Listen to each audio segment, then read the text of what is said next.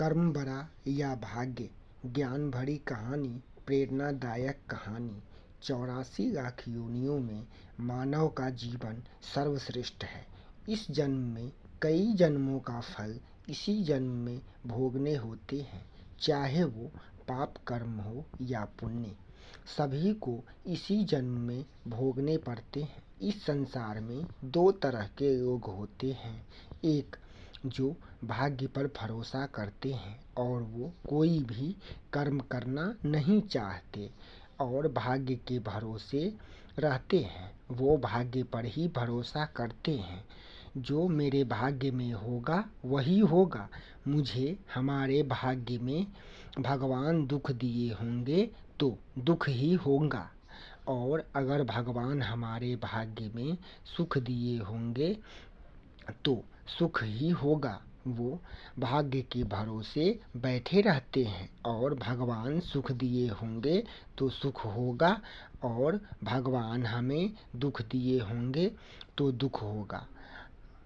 कर्म करना नहीं चाहते और वो कर्म करना नहीं चाहते। और दूसरा, जो कुछ भी भाग्य पर कुछ भरोसा नहीं करते, भाग्य को कुछ भी नहीं समझते और वो केवल कर्म करते हैं।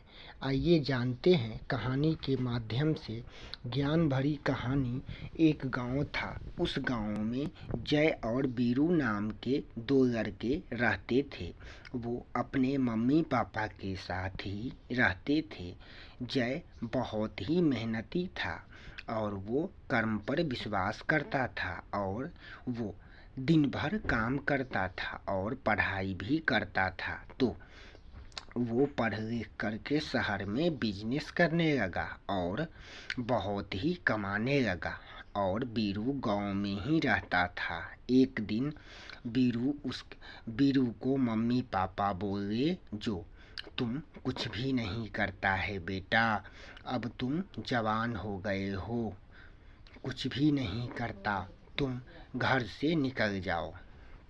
तो बीरू घर से निकल जाता है और वो शहर में नौकरी ढूंढने लगता है। तो उसको एक सेठ मिला, जो उस सेठ को भी एक नौकर का तलाश था। बीरू उस सेठ के यहाँ काम करने लगा और कुछ समय तक उस सेठ के यहाँ काम किया। फिर उसके बाद सेठ कुछ ज़रूरी काम के वजह से वो दुकान बीरू को दे करके और चला गया विदेश में।